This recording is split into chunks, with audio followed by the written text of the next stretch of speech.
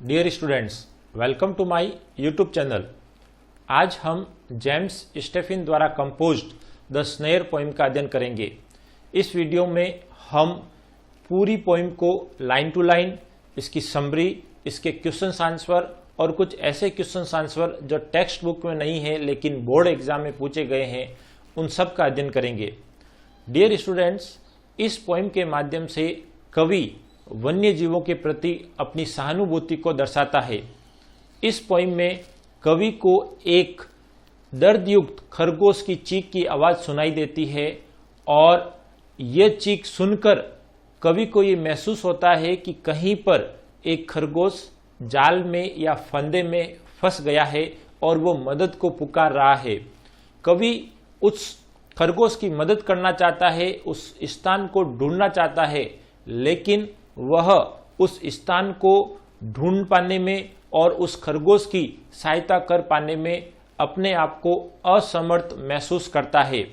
Dear students, कवि चाहते हुए भी उस खरगोश की मदद नहीं कर पाता है और इस पोइम के माध्यम से हमसे ये अपील करता है कि we should protect the wildlife, यानी हमें वन्य जीवों की रक्षा करनी चाहिए।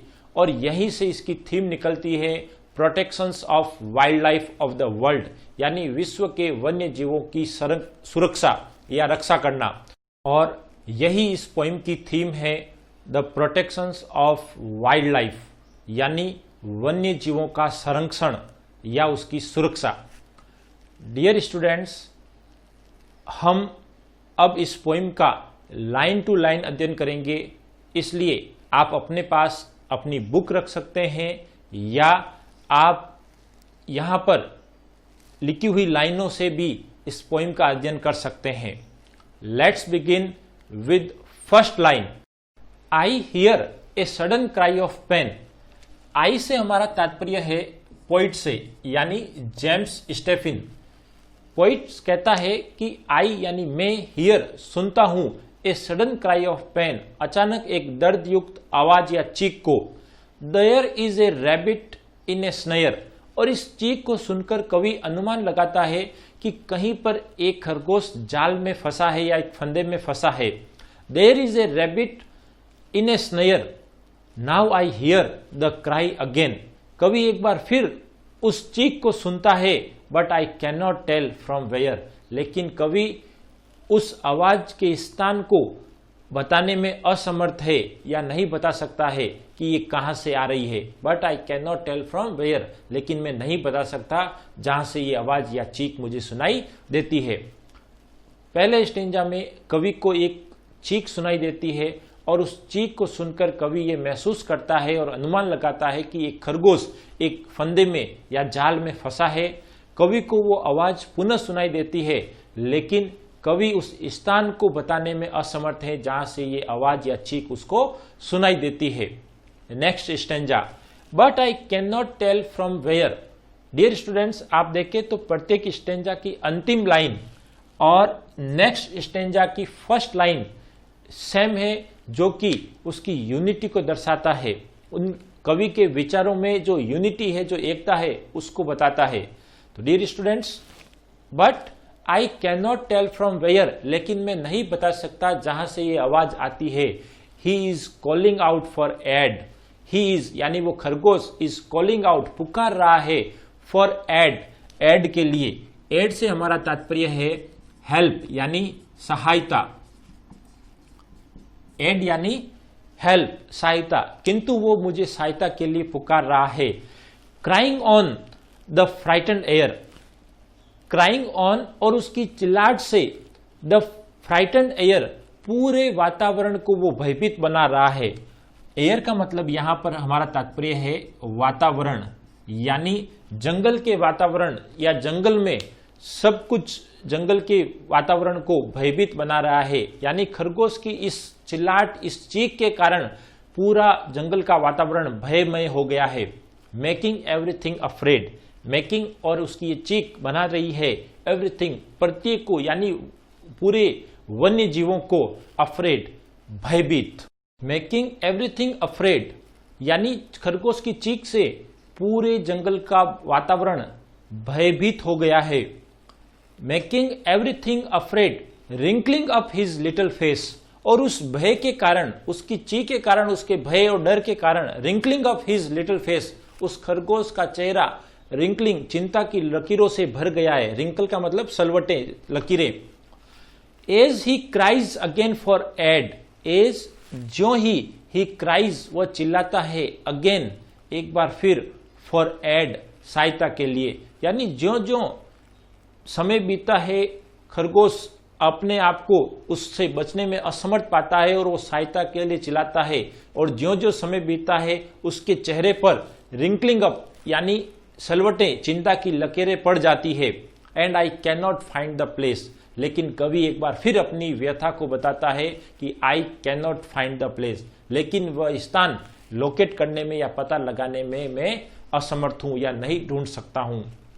And I can not find the place, मैं उस स्थान को नहीं पता कर सकता या ढूंढ सकता हूं, वेयर जहां पर, यानी उस स्थान पर, वेयर हिज पा, उसका पैर, पा का मतलब पंजा, खरगोश का पंजा या पैर, इन द स्नेयर, जाल में फंसा है। यानी कवि अपनी असमर्थता को दिखाता है कि मैं उस स्थान को ढूंढ पाने में असमर्थ हूं जहां पर उस खरगोश का पंजा स्नेयर में फंसा है। Little one oh little one, कवि कहता है कि अरे छोटे से प्राणी, मैं असमर्थ हूं। Little one oh little one, I am searching everywhere, I am searching, मैं तलाश कर रहा हूं, एवरीवेयर, हर जगह। तो डियर स्टूडेंट्स, इस प्रकार पोइट उस छोटे से प्राणी खरगोश की सहायता करने में अपने आप को असमर्थ महसूस करता है और इस पोइम के माध्यम से हमसे अपील करता है कि we should protect wildlife, यानी हमें वन्य जीवों की रक्षा करनी चाहिए। अगले सेक्शन में हम इस पोइम की समरी, इसके टेक्स्ट बुक के क्वेश्चन आंसर और कुछ ऐसे क्वेश्चन आंसर जो बोर्ड एग्जाम में पूछे गए हैं उनका अध्ययन करेंगे। Summary of poem The Snare. The poet कवि जेम्स स्टेफिन hears सुनता है a painful cry of rabbit, एक रैबिट की दर्द युक्त चीख को। It is trapped in a snare. It is यानी ये खरगोश, रैबिट trapped फंसा हुआ है in a snare एक जाल में, फंदे में। The poet hears the cry again. Poet है वो उस आवाज को, चीख को एक बार और सुनता है, बट किंतु ही इज अनेबल, किंतु वह असमर्थ है, to find out from where the cry is coming, उस स्थान की तलाश करने में जहां से द क्राई इज कमिंग, चीख की आवाज आ रही है। द ट्रैप्ड रैबिट, जाल में फंसा हुआ रैबिट, क्राइज फॉर हेल्प, सहायता के लिए चिल्ला रहा है। इट्स क्राइंग, और उसकी ये चिल्लाहट मैक्स बनाती है द सराउंडिंग, आसपास के स्थल को, फियरफुल, भयभीत। द पोइट इमेजिन्स, कवि ये कल्पना करता है, द रैबिट्स फेस, की जाल में फंसे हुए उस खरगोश का चेहरा, मस्ट बी ट्विस्टेड यानी रिंकल्ड, यानी भय से सलवटे पड़ा है या सिकुड़ा हुआ है, इन पेन, दर्द से। The rabbit cries repeatedly, rabbit खरगोश क्राइज चीख रहा है, repeatedly bar bar, for help सहायता के लिए।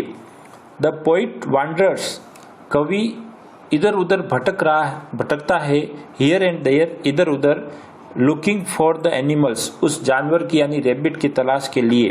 बट किंतु ही इज अनेबल, किंतु वह असमर्थ है, टू फाइंड द प्लेस, वो स्थान तलाश करने में, from where he is crying, जहां से वो चीख रहा है।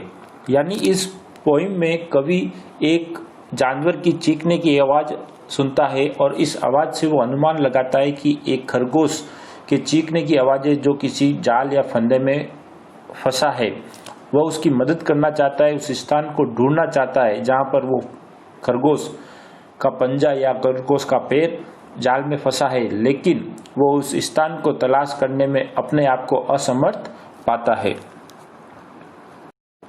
Question answer. First question, explain the phrase frightened air. Frightened air phrase को स्पष्ट कीजिए। आंसर, द रैबिट्स क्राई, खरगोश की चीख क्रिएट्स बनाती है द फियरफुल एटमॉस्फेयर, एक भययुक्त वातावरण। इट यानी ये क्राई टेरिफाइज, भयभीत करती है एवरी एनिमल, प्रत्येक जानवर को, इन द सराउंडिंग, आसपास के। Question number 2, why is the poet searching for the rabbit?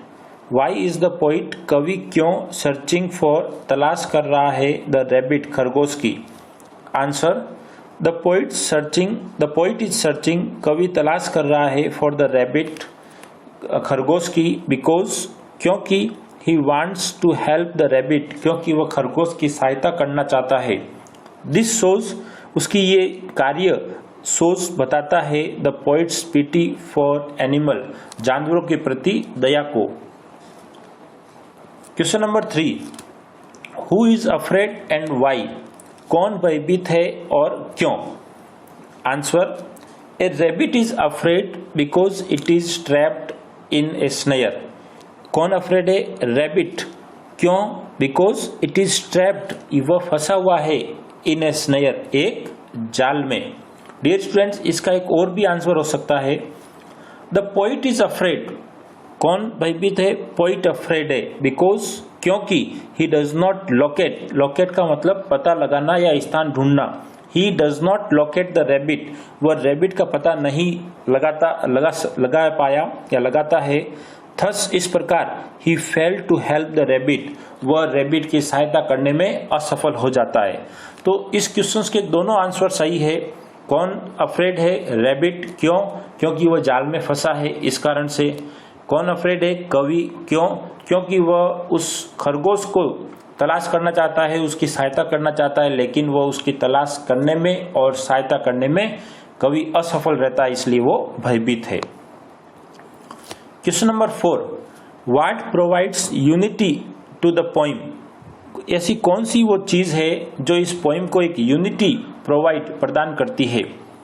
Answer, the last line of each stanza, प्रत्येक स्टेंजा की अंतिम line, provides unity to the poem, इस पोइम को यूनिटी प्रदान करती है। बिकॉज, क्योंकि, द लास्ट लाइन बिकम्स, क्योंकि प्रत्येक स्टेंजा की अंतिम लाइन बिकम्स बनती है the first line of next stanza, अगले स्टेंजा की पहली line. Question answer, first question, what is the theme of the poem? Board exam 2020 में इस क्वेश्चन को पूछा गया है। Answer, the theme of the poem is the protection and freedom for animal. इस पोइम की थीम है प्रोटेक्शन यानी संरक्षण या सुरक्षा, एंड फ्रीडम, स्वतंत्रता, फॉर एनिमल्स, जानवरों की या जंगली जानवरों की स्वतंत्रता और उनकी सुरक्षा या संरक्षण।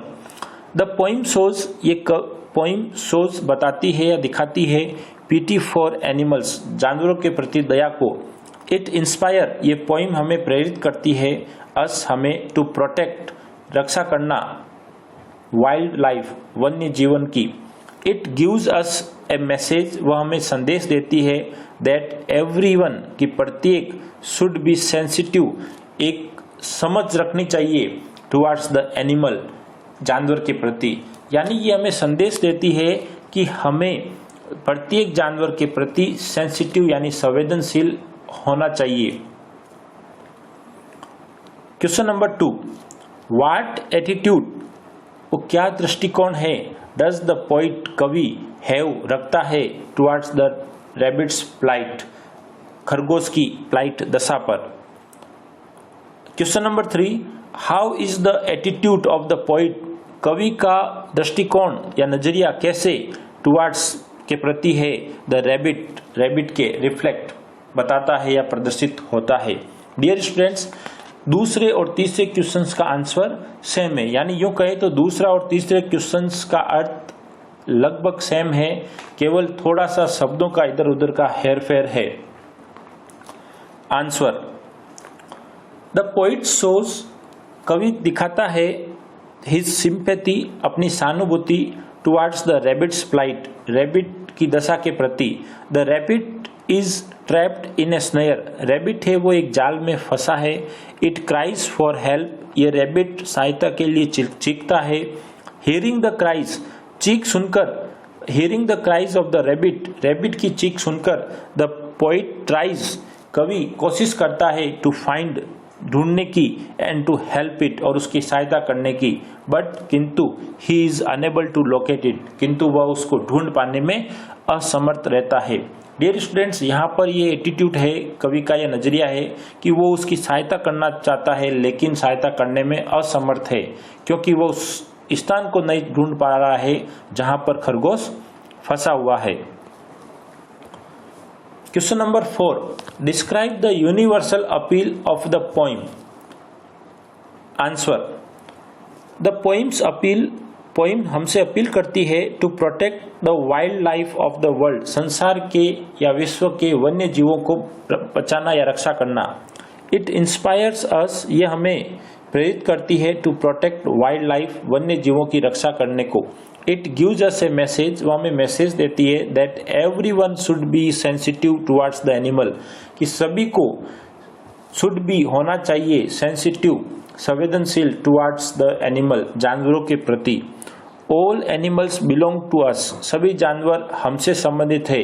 ए केज्ड एनिमल, एक पिंजरे में बंद जानवर कैन नॉट डेवलप कंप्लीटली, पूर्ण रूप से विकसित नहीं हो सकता। फ्रीडम ऑफ एनिमल्स, जानवरों की स्वतंत्रता इज ऑफ ग्रेट इंपोर्टेंस, अत्यधिक महत्वपूर्ण है। एक्स्ट्रा क्वेश्चंस, इस सेक्शन में हम ऐसे क्वेश्चंस आंसर का अध्ययन करेंगे जो टेक्स्ट बुक में नहीं है लेकिन बोर्ड एग्जाम में पूछे गए हैं। क्वेश्चन नंबर 1 जो कि बोर्ड एग्जाम 2008 में पूछा गया है, व्हाट वुड यू डू, आप क्या करेंगे इफ, यदि, यू फाउंड, आप पाए, एन इनोसेंट, एक भोले से छोटे जानवर को, एनिमल्स इन ए स्नेयर, जाल में।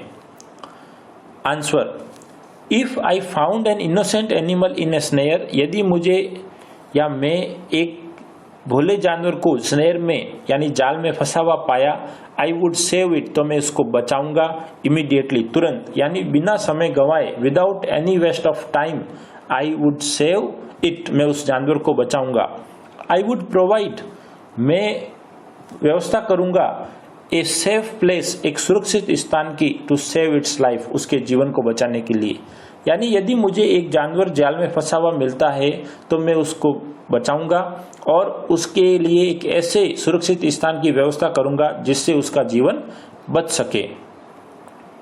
Question number 2, what was the thing, वो क्या चीज है, दैट फ्राइटन, जो भयभीत कर दिया ऑल अदर एनिमल्स, अन्य जानवरों को, ऑफ द फॉरेस्ट, जंगल के। बोर्ड एग्जाम 2010 में ये क्वेश्चन पूछा गया है। Answer, it was the cry of pain of a rebate, वो क्या चीज है, तो आप डियर स्टूडेंट्स आप देखें, व्हाट की जगह आपको ये लिखना है, it was the cry of pain of a rabbit, यानी एक रेबिट की दर्दयुक्त चीख, that frighten all the other animals of the forest. Question number 3, where does the poet search the rabbit and why, where does the poet